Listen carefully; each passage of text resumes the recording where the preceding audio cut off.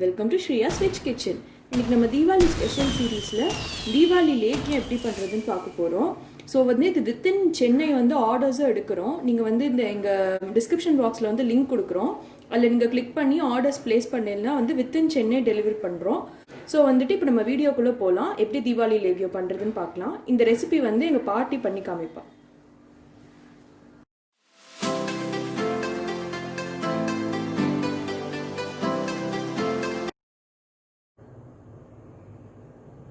இப்போ தீபாவளி லேகியம் பண்ண போகிறது.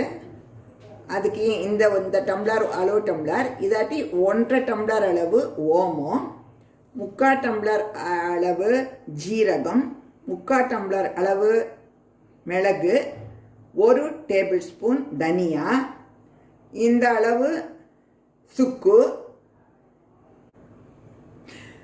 இந்த மாதிரி 3 பீஸ் சின்ன பீஸ் அளவு அதிமதுரம், ஒரு 7-8 பீஸ் கண்டத்திப்பிலி, இந்த மாதிரி 2 சின்ன பீஸ் சித்திரத்தை, 1 இன்ச் அளவு மஞ்சள், இதை இந்த மாதிரி சின்ன சின்னதாக நசுக்கி வச்சுக்கணும். ஒரு 7-8 பீஸ் அரிசி திப்பிலி சின்ன பீஸ். இதுதான் இதுக்கு தேவையான சாமான்கள். இப்போ இந்த சாமான் அளந்து வச்சிருக்கு இல்லையா, இதெல்லாம் ஒரு பாத்திரத்தில் போட்டு ஜலம் விட்டு ஊற வச்சுக்கணும். அது ஊற வச்சு அரைச்சி எடுத்த விழுதுக்கு தகுந்த மாதிரி தான் வெல்லம், எண்ணெய், நெய், தேன் எல்லாம் போட்டுக்கணும். ஃபஸ்ட்டு ஊற வச்ச அரைச்சி விழுது எடுத்ததும் அது எவ்வளோ வேணுங்கிறத நான் காமிக்கிறேன், சொல்கிறேன்.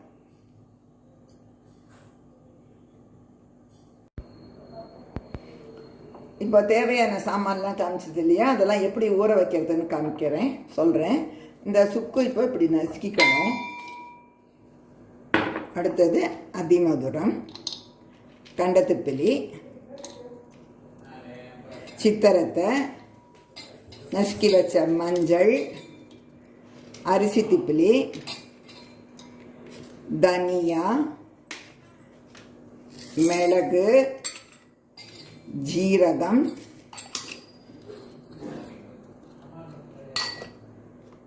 ஓமம்.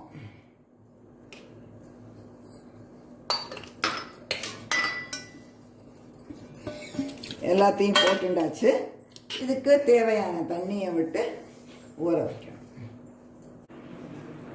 இந்த சாமானெல்லாம் ஜலத்தில் போட்டோம் இல்லையா, இது 2 தடவை அலசிக்கணும். ஏன்னா சம்டைம்ஸ் ஓமத்தில் எல்லாத்துலேயும் கல் மண் ஏதாவது இருந்ததுன்னா அதை நல்லா அரிச்சிட்டு அந்த க்ளீனாக அலசிட்டு இதை அப்புறமா 2 மணி நேரம் அப்புறம் நல்ல ஜலத்தை விட்டுட்டு தண்ணியை விட்டு ஊற வச்சுட்டு 8 ஹவர்ஸோ இல்லட்டா முதல்ல நைட்டு ஊற வச்சுட்டு மறுநாள் காத்தாலேயோ அரைச்சி லேகியம் பண்ணலாம். மற்றது அதுக்கப்புறம் சொல்கிறேன். அப்புறம் அந்த அரைச்ச விழுதை எடுத்துட்டு இன்னும் கொஞ்சம் சாமான் தேவைப்படும் இந்த லேகியத்துக்கு. அந்த அரைச்ச விழுதை வச்சுட்டு தான் அதுக்கு வேணுங்கிற வெல்லம், நெய், எண்ணெய், தேன் எல்லாம் பார்த்துக்க முடியும். அதை பற்றி இதை அரைச்சி எடுத்துன்னு வந்துட்டு எவ்வளோ சாமான் தேவைப்படுங்கிறத இந்த விழுந்தை அளந்துவிட்டு சொல்கிறேன். இந்த 8-10 மணி நேரம் ஊற வச்சுருந்தோம் இல்லையான்னு நேற்றுக்கு லேகியத்துக்கு வேணுங்கிற சாமானெல்லாம் அதெல்லாம் கொஞ்சம் கொஞ்சமாக தண்ணி சேர்த்து நல்லா இந்த மாதிரி ஸ்டெக்ஸருக்கு அரைச்சி விழுதாக அரைச்சி வச்சுக்கணும். வேணுமெனா கொஞ்சம் ஜலமும் சேர்த்துக்கோங்க. இந்த மாதிரி அரைச்சி வைக்கணும். மற்ற சாமானெல்லாம் இப்போ காமிக்கிறேன்.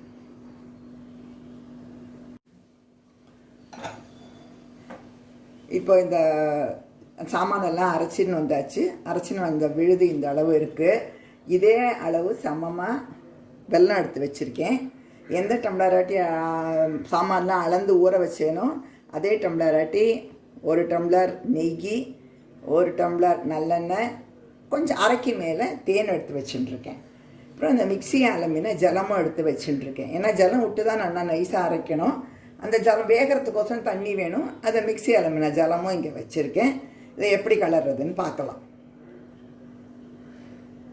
இப்போ அரைச்சின்னு வந்த விழுதை இந்த கடாயில் போட்டிருக்கேன். மிக்ஸி அலம்பி வச்ச ஜலத்தையும் இதில் விட்டுட்டு 2யுமா சேர்த்து கலரணும் கொஞ்சம் நேரம்.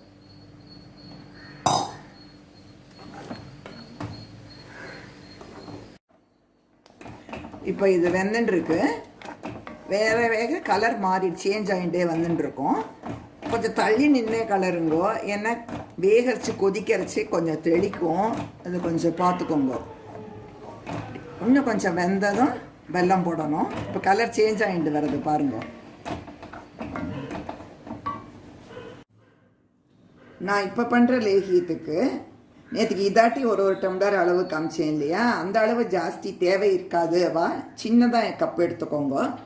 அதாட்டி 1 கப்பு தனியா கொஞ்சம் கூட போட்டுக்கலாம், காரம் வேண்டாதவா.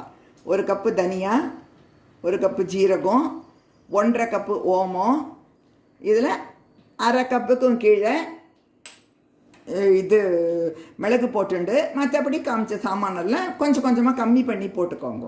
அதுதான். அதே மாதிரி அரைச்ச விழுது எவ்வளவு இருக்கோ அதுக்கு தகுந்த அதே அளவு வெல்லம் எடுத்துக்கணும். இந்த குவான்டிட்டிக்கு தகுந்த மாதிரி காமிக்கிற மாதிரி வெல்லம், இது நல்லெண்ணெய், நெய், தேன் எல்லாம் பார்த்து அதுக்கேற்ற மாதிரி கம்மி பண்ணிக்கோங்க.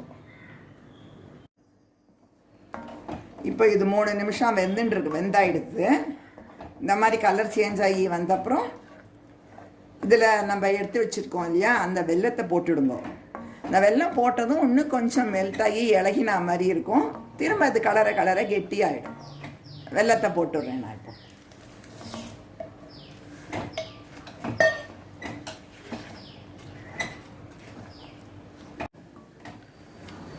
இது மாதிரி வெல்லம் கரைஞ்சி இலக ஆரம்பிச்சிருக்கு.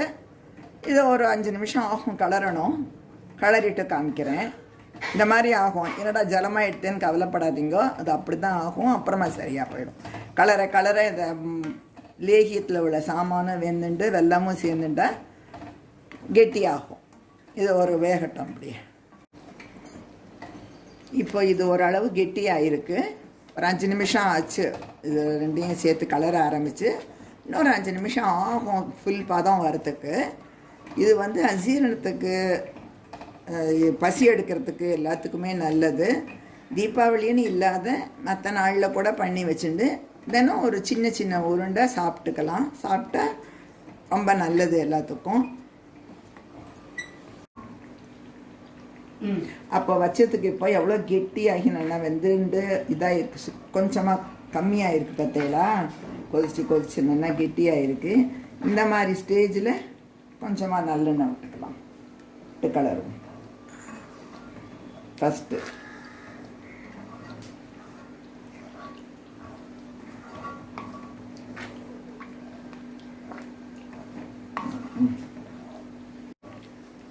இப்போ இந்த மிச்சம் எண்ணெயை விட்டுடுறேன்.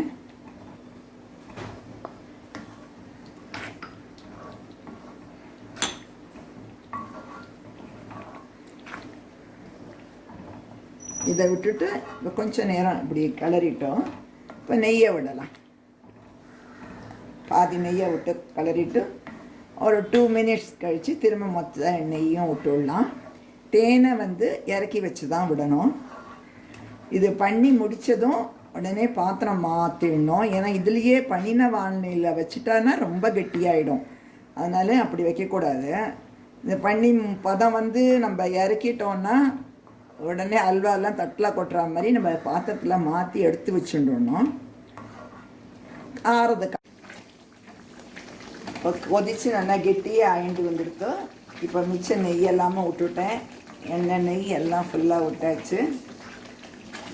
நான் ஜாஸ்தியாக நிறைய அளவு பண்ணதுனால எனக்கு 1/2 மணி நேரத்துக்கிட்ட ஆகிருக்கு. நீங்கள் இந்த மாதிரி சின்ன கப்பில் போட்டேன்னா 10 to 15 மினிட்ஸ் ஆகிடும். சின்ன இப்போ நல்லா கெட்டியாகிட்டு வருது பாருங்க.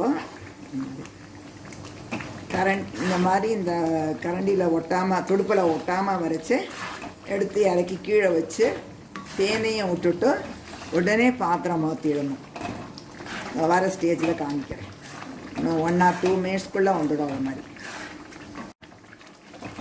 இப்போ இதை மாதிரி பழன்னு வந்திருக்கு. எண்ணெய் விட்ட நெய்யெல்லாம் லைட்டாக கக்க ஆரம்பிக்கிறது, வெளியில் தெரிய ஆரம்பிக்கிறது பார்த்தீங்களா. இந்த ஸ்டேஜில் நான் ஆஃப் பண்ணி விடுறேன் கேஸை. நீங்கள் லேகியம் பண்ணுறச்சு கொஞ்சம் தாராளமான கொஞ்சம் பெரிய வானொலி வச்சு பண்ணினா தான் நல்லது. கலர்றதுக்கும் ஈஸியாக வரும். இந்த மாதிரி வச்சு பண்ணுங்க. மேலே தெளிக்காமையும் இருக்கும். கொஞ்சம் பெரிய வானொலியாக வச்சு பண்ணுவாங்க. இந்த மாதிரி கனமான பாத்திரத்தை வச்சுக்கோங்க, வானொலி வச்சுக்கோங்க. இப்போ நான் ஆஃப் பண்ணிட்டுறேன். வந்துடுப்போ இந்த எண்ணெய் எல்லாம் அப்படியே பிரிஞ்சு வருது, நெய்யெல்லாம் பளபளன்னு வருது பாருங்கள். இந்த ஸ்டேஜில் ஆஃப் பண்ணிவிட்டு ஒரு 2 மினிட்ஸ் கழித்து தேனை விட்டுட்டு நம்ம பாத்திரம் மாற்றிடணும். இப்போ இதை கேஸ்லேருந்து கீழே இறக்கி வச்சு 2 மினிட்ஸ் ஆகிடுத்து. இப்போ எடுத்து வச்ச தேனை விட்டுடலாம்.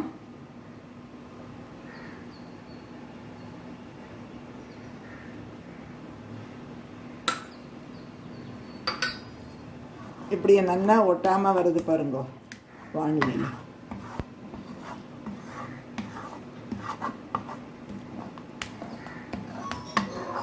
பதமாக ஆகிடுத்து.